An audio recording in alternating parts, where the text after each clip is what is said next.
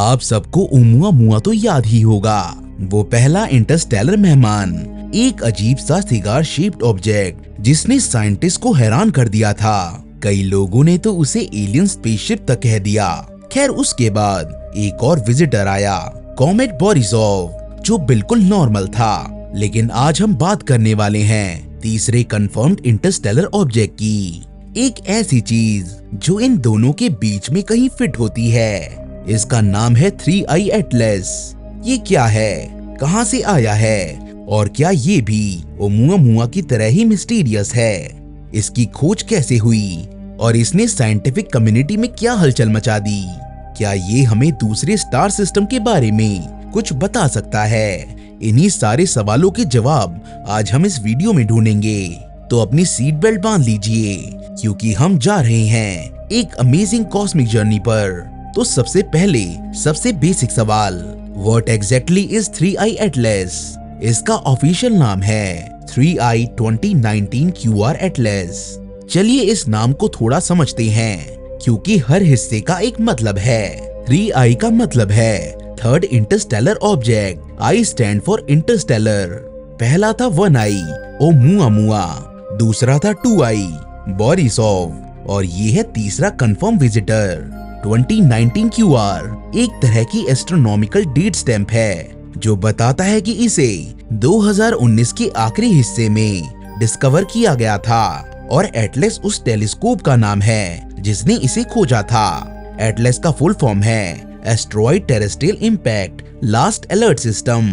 इस नाम को ध्यान से सुनिए, ये हवाई में मौजूद टेलीस्कोप्स का एक रोबोटिक नेटवर्क है जिसका प्राइमरी मिशन प्लैनेटरी डिफेंस है, यानी दिन रात आसमान को स्कैन करके ऐसे एस्ट्रॉइड्स और कॉमेट्स को ढूंढना जो हमारी पृथ्वी से टकरा सकते हैं और एक खतरा बन सकते हैं। एटलस हमारा लास्ट अलर्ट सिस्टम है। आयरनी ये है कि अर्थ को बचाने के लिए बनाया गया सिस्टम अब हमें दूसरे स्टार सिस्टम से आए मेहमानों से मिलवा रहा है।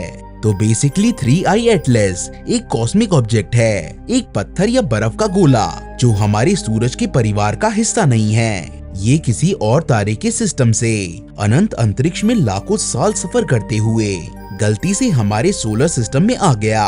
ये एक टूरिस्ट की तरह है जो यहाँ से गुजरा और अब वापस इंटरस्टेलर स्पेस की तरफ जा रहा है। जब इसे शुरू में देखा गया तो इसके पास एक हल्की सी धुंधली सी रोशनी थी जिसे कोमा कहते हैं। कोमा को समझने के लिए ड्राई आइस का एग्जाम्पल लीजिए।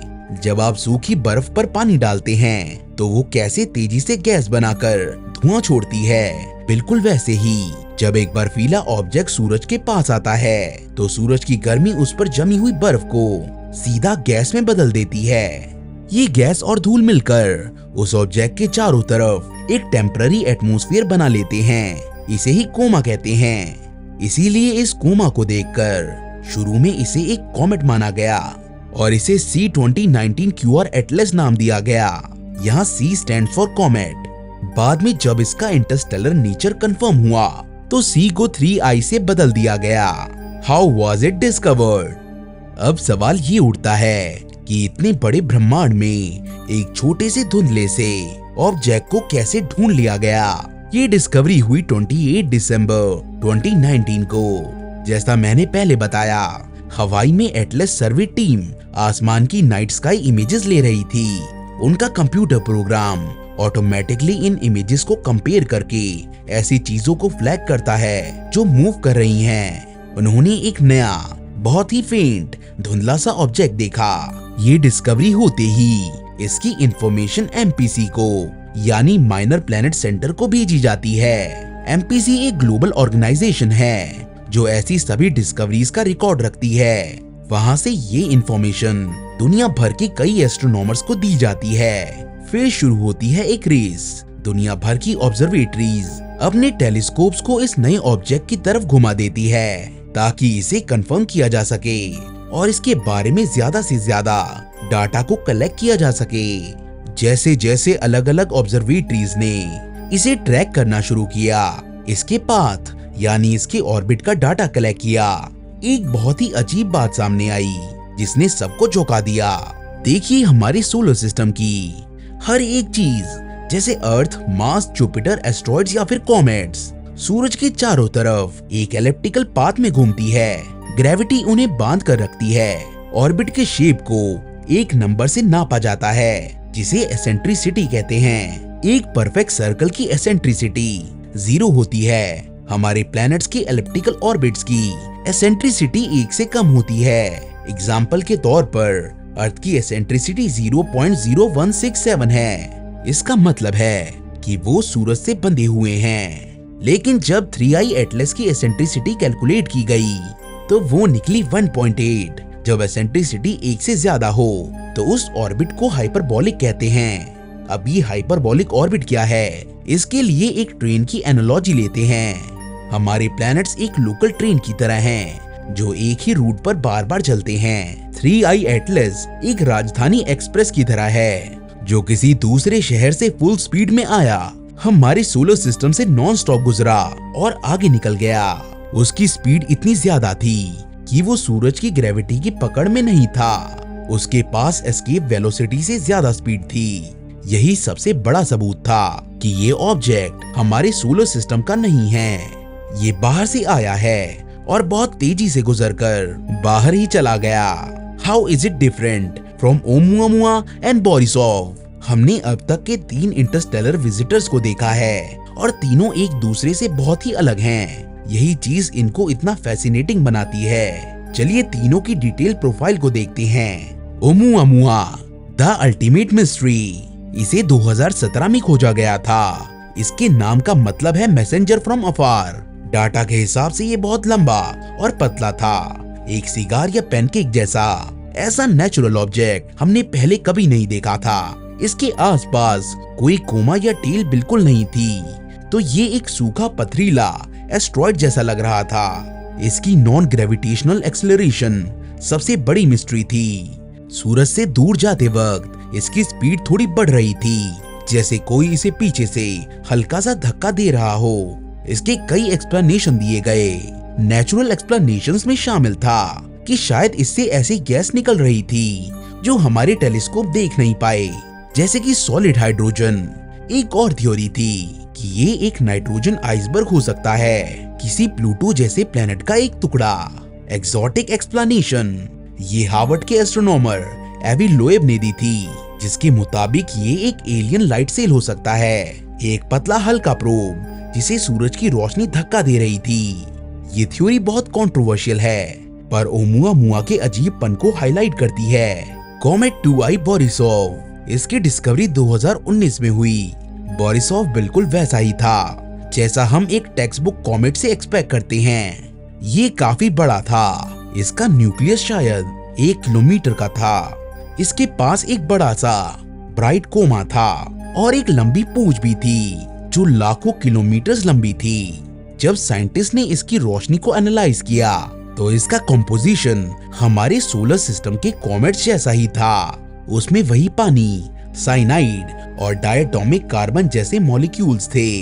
एक इंटरेस्टिंग बात ये थी कि इसमें कार्बन मोनोऑक्साइड की मात्रा हमारे कॉमेट से काफी ज्यादा थी, जो इस बात की तरफ इशारा करता है कि ये किसी बहुत ही ठंडे स्टार सिस्टम से बना होगा। बोरिसोव ने हमें ये सिखाया कि दूसरे स्टार सिस्टम में भी हमारे जैसे ही कॉमेट्स बनते हैं। वो बिल्कुल भी अजीब नहीं था। 3i Atlas. इसकी डिस्कवरी लेट 2019 में हुई। ये इन दोनों के बीच का केस है। इसका साइज ओमुआमुआ से बड़ा लेकिन बोरिसोव से छोटा अनुमानित किया गया। शुरू में इसने बोरिसोव की तरह एक हल्का सा कमजोर सा कोमा दिखाया, इसलिए इसे कॉमेट क्लासिफाई किया गया। लेकिन इसकी कॉमेट्री एक्टिविटी बहुत कमजोर थी। जैसे ही ये सूरज से दूर जाने लगा, इसका कोमा गायब हो गया और ये ओमुआमुआ की ही तरह एक सिंपल पत्थर दिखने लगा।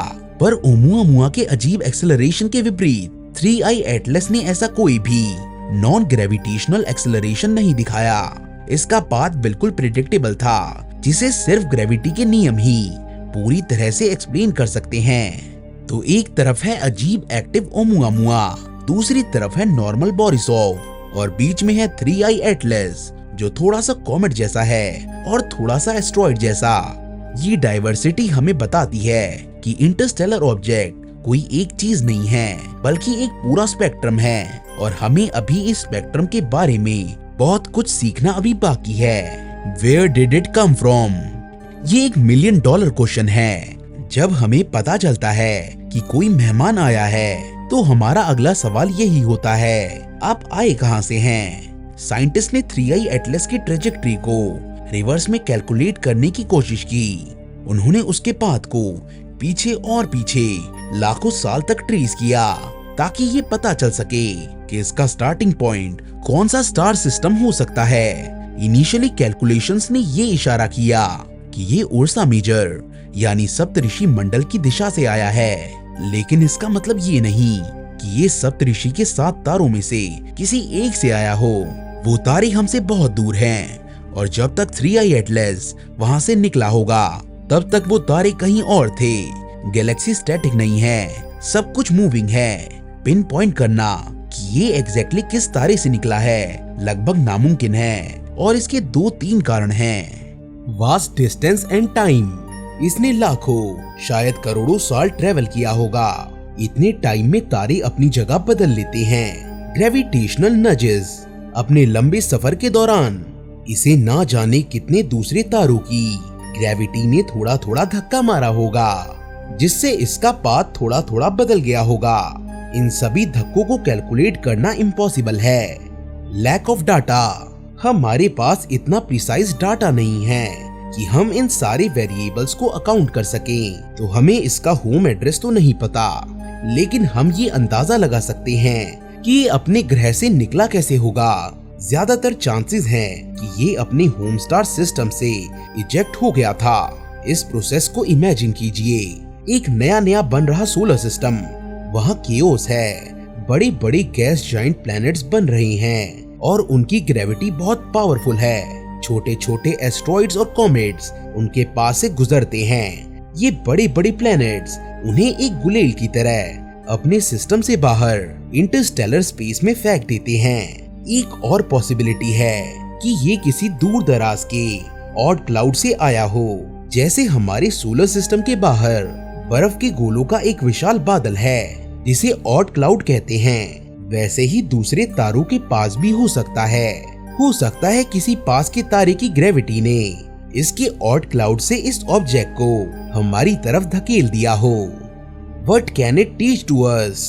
तो ठीक है, एक और पत्थर मिल गया। So what? इसका इम्पोर्टेंस क्या है? इसका इम्पोर्टेंस बहुत ज्यादा है। इमेजिन कीजिए आप एक जियोलॉजिस्ट हैं जिसे अर्थ के कोर के बारे में जानना है। आप कोर तक ड्रिल नहीं कर सकते, लेकिन जब एक वोल्केनो फटता है तो वो कोर के पास से गर्म मैग्मा को सरफेस पर ले आता है। वो मैग्मा आपके लिए एक फ्री सैंपल है जिसे स्टडी करके आप जमीन के अंदर के राज जान सकते हैं। 3i एटलस और उसके जैसे इंटरस्टेलर ऑब्जेक्ट्स आसमान से आए वही फ्री सैंपल्स हैं। ये हमें उन स्टार सिस्टम्स के बारे में बताते हैं जहां अभी तक हम जा नहीं सकते। Direct samples of exosystems. इन ऑब्जेक्ट्स की कंपोजिशन स्टडी करके ये किस चीज के बने हैं, पत्थर, बर्फ, मेटल या ऑर्गेनिक मॉलिक्यूल्स, हम ये अंदाजा लगा सकते हैं कि दूसरे सोलर सिस्टम्स में प्लैनेट बनने के लिए कैसे रॉ मटेरियल्स अवेलेबल हैं। क्या वो हमारे जैसा ही है या फिर कुछ अलग? क्या वहाँ पानी की भरमार है या फिर कमी? ये सारे जवाब इन पत्थरों में छिपे हैं। Testing planet formation theories. हमारे पास प्लैनेट कैसे बनते हैं, इसकी कई थ्योरीज हैं। ये इंटरस्टेलर ऑब्जेक्ट्स उन थ्योरी को टेस्ट करने का एक लाइव एग्जांपल हैं। अगर बाहर से आए ऑब्जेक्ट्स हमारी थ्योरी से मैच करते हैं तो इसका मतलब हमारी समझ सही है। Galactic demographics. कितने पथरीले और कितने बर्फीले ऑब्जेक्ट्स इंटरस्टेलर स्पेस में घूम रहे हैं, पहले हम सिर्फ अंदाजा लगा सकते थे। अब ओमुआमुआ, बोरिसोव और एटलस जैसे एग्जाम्पल से हम एक सेंसस, एक जनगणना तैयार कर सकते हैं। Possibility of panspermia. ये एक बहुत ही स्पेक्युलेटिव बट फैसिनेटिंग आइडिया है। पेंसपर्मिया वो थ्योरी है जो कहती है कि लाइफ के बिल्डिंग ब्लॉक्स या शायद माइक्रो ऑर्गेनिजम्स खुद एक ग्रह से दूसरे ग्रह या एक स्टार सिस्टम से दूसरे स्टार सिस्टम तक एस्ट्रॉइड्स या कॉमेट्स पर ट्रेवल कर सकते हैं। इसका कोई सबूत नहीं है, लेकिन अगर ये पॉसिबल है तो 3i एटलस जैसे ऑब्जेक्ट ही वो स्पेसशिप्स होंगे जो इन लाइव सीड्स को कैरी करते होंगे। इनकी स्टडी हमें इस आइडिया की पॉसिबिलिटी के बारे में भी कुछ बता सकती है। What is the current scientific status? अब जब ये ऑब्जेक्ट इतना इंटरेस्टिंग है तो क्या साइंटिस्ट इसे अभी भी स्टडी कर रहे हैं? सैडली इसका जवाब है नहीं। 3i एटलस अब हमारे सोलर सिस्टम से बहुत दूर जा चुका है। ये इतना छोटा और इतना दूर है कि अब ये हमारे सबसे पावरफुल टेलीस्कोप्स के लिए भी एक छोटा सा अनजान सा डॉट बन गया है जिसे ट्रैक करना लगभग नामुमकिन है। इसकी ऑब्जर्वेशन विंडो बंद हो चुकी है, लेकिन इसका मतलब ये नहीं कि इस पर काम बंद हो गया है, बल्कि असली काम तो अब शुरू हुआ है। जब 3i एटलस पास से गुजर रहा था तो दुनिया भर की ऑब्जर्वेटरीज ने इसका जितना हो सके उतना डाटा कलेक्ट कर लिया। इस डाटा में कई इंपॉर्टेंट चीजें शामिल हैं। एस्ट्रोमेट्री, इसके पोजीशन को बहुत ही प्रिसाइजली नापना ताकि इसके ऑर्बिट को अच्छे तरीके से मॉडल किया जा सके। फोटोमेट्री, इसकी ब्राइटनेस को लगातार नापना। ब्राइटनेस में होने वाले उतार चढ़ाव से हम इसकी रोटेशन स्पीड और इसके शेप का अंदाजा लगा सकते हैं। स्पेक्ट्रोस्कोपी, इसकी रोशनी को एक प्रिज्म से गुजारकर उसे रंगों में तोड़ना। अलग अलग केमिकल्स अलग अलग रंगों की रोशनी को एब्जॉर्ब या एमिट करते हैं। इससे हमें इसकी केमिकल कंपोजिशन यानी रेसिपी का पता चलता है। अब साइंटिस्ट उसी डाटा को एनालाइज कर रहे हैं, रिसर्च पेपर लिखे जा रहे हैं, कंप्यूटर मॉडल्स बनाए जा रहे हैं जो इसके बिहेवियर को सिमुलेट करते हैं। एक बड़ा सवाल ये है कि इसका कोमा इतनी जल्दी गायब क्यों हो गया? क्या इसके ऊपर बर्फ की एक पतली सी परत थी जो इतनी जल्दी से उड़ गई, या इसका कंपोजिशन ही कुछ अजीब था? ये डाटा पब्लिक आर्काइव्स में सालों तक मौजूद रहेगा। हो सकता है 10 साल बाद कोई स्टूडेंट एक नए आइडिया के साथ इस डाटा को फिर से एनालाइज करे और कोई ऐसी चीज खोज ले जो हम अभी नहीं देख पा रहे। साइंस में डिस्कवरी सिर्फ टेलीस्कोप से देखने पर नहीं होती, बल्कि उस डाटा को समझने में भी होती है। Was this an alien spaceship? और अब आते हैं उस सवाल पर जिसका इंतजार आप सब कर रहे थे। The elephant in the room, क्या 3i एटलस कोई एलियन टेक्नोलॉजी है, कोई टूटा हुआ स्पेसशिप या कोई प्रोब? साइंटिफिक कम्युनिटी का इस पर जवाब है ऑलमोस्ट सर्टेनली नॉट। ओमुआमुआ के नॉन ग्रेविटेशनल एक्सेलरेशन ने एलियन वाली आग को हवा जरूर दी थी, लेकिन 3i एटलस के केस में ऐसी कोई भी अजीब बात नहीं देखी गई। इसका पाथ, इसका बिहेवियर, इसका फेंट होता कोमा, हर चीज को हम नेचुरल एस्ट्रोफिजिकल प्रोसेसेस से एक्सप्लेन कर सकते हैं। हमें इसे एक्सप्लेन करने के लिए एलियंस की जरूरत नहीं है। साइंस में एक प्रिंसिपल होता है जिसे ओकैम्स रेजर कहते हैं। ये कहता है कि अगर किसी चीज के 2 एक्सप्लेनेशन हैं, तो ज्यादातर चांसेस हैं कि सरल वाला ही सही होगा। 3i एटलस के केस में एक एक्सप्लेनेशन है कि ये एक नेचुरल वीकली एक्टिव कॉमेट है जिसे उसके स्टार सिस्टम से निकाल दिया गया। दूसरा एक्सप्लेनेशन है कि एक एडवांस एलियन सिविलाइजेशन ने एक प्रोब बनाया, उसे इंटरस्टेलर स्पेस में लॉन्च किया और वो गलती से हमारे पास आ गया। आप खुद सोचिए कौन सा एक्सप्लेनेशन ज्यादा सरल है। मशहूर साइंटिस्ट कार्ल सेगन ने कहा था, extra ordinary claims require extra ordinary evidence. और 3i एटलस के केस में हमारे पास एलियन थ्योरी के लिए 0 एविडेंस है। हम सब चाहते हैं कि ब्रह्मांड में हम अकेले ना हों। ये एक बहुत ही आकर्षक ख्याल है, लेकिन चाहने से साइंस नहीं चलती, साइंस सबूतों से चलती है। और अभी तक सबूत यही कहते हैं कि ये ऑब्जेक्ट नेचर के ही बनाए हुए हैं। What is next? ओमुआमुआ एक एनोमली था, बोरिसोव ने उसे कंफर्म किया और 3i एटलस ने एक पैटर्न बना दिया है। ये साफ हो गया है कि इंटरस्टेलर ऑब्जेक्ट्स हमारे सोलर सिस्टम से गुजरते रहते हैं। हमने उन्हें अभी अभी देखना शुरू किया है क्योंकि पहले से हमारी टेक्नोलॉजी बेहतर हो गई। तो अब आगे क्या? The future is incredibly exciting. एक नया रेवोल्यूशनरी टेलीस्कोप बनाया जा रहा है जिसका नाम है वेरा सी रूबिन ऑब्जर्वेटरी। ये चिले में बन रहा है और 2025 के आसपास काम करना शुरू कर देगा। ये टेलीस्कोप एक गेम चेंजर है। इसका मिरर 8.4 मीटर यानी लगभग 28 फीट चौड़ा है और इसका कैमरा 3.2 गीगापिक्सल का है, आज तक का सबसे बड़ा डिजिटल कैमरा। इसकी सबसे खास बात है इसका वाइड व्यू और इसकी स्पीड। ये हर 3-4 दिन में पूरे दिखने वाले आसमान को स्कैन कर लेगा। साइंटिस्ट का अनुमान है कि वेरा रूबिन ऑब्जर्वेटरी हर साल दर्जनों इंटरस्टेलर ऑब्जेक्ट्स को डिस्कवर करेगा। जब हमारे पास इतने सारे इंटरस्टेलर ऑब्जेक्ट्स का डाटा होगा तो हम इनकी आबादी का एक आंकलन कर पाएंगे। और सबसे एक्साइटिंग चीज, अगर हमें कोई ऑब्जेक्ट जल्दी मिल जाता है जब वो हमारे सोलर सिस्टम में एंट्री ले रहा हो, तो हम उसकी तरफ एक छोटा सा स्पेस प्रोब भेजने का प्लान बना सकते हैं। प्रोजेक्ट लायरा जैसे कॉन्सेप्ट्स इसी आइडिया पर काम कर रही हैं, पर ये बहुत ही मुश्किल होगा। उस ऑब्जेक्ट की स्पीड बहुत ज्यादा होगी, लेकिन हमारे पास टाइम बहुत कम होगा।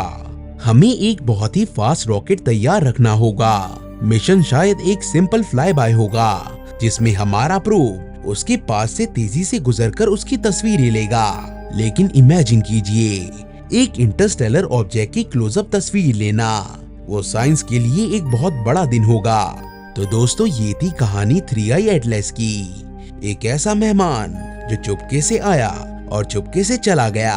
शायद ये ओमुआमुआ जितना हेडलाइन ग्रैबिंग या मिस्टीरियस ना हो, लेकिन साइंस के लिए इसकी वैल्यू कम नहीं है। इसने हमें बताया कि इंटरस्टेलर ऑब्जेक्ट्स की दुनिया बहुत डाइवर्स है।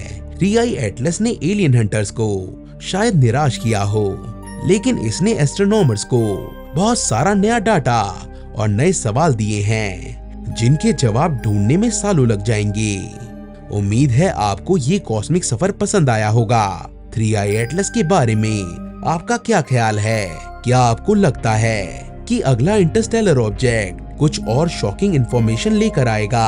अपने विचार नीचे कमेंट सेक्शन में जरूर शेयर कीजिए। अगर ये वीडियो आपको इन्फॉर्मेटिव लगा तो प्लीज इसे लाइक करें, अपने दोस्तों के साथ शेयर करें और हमारे चैनल को सब्सक्राइब करना ना भूलें, ताकि आप ऐसी कोई भी एक्साइटिंग स्पेस स्टोरी मिस ना करें। मैं आपसे मिलूंगा अगले वीडियो में।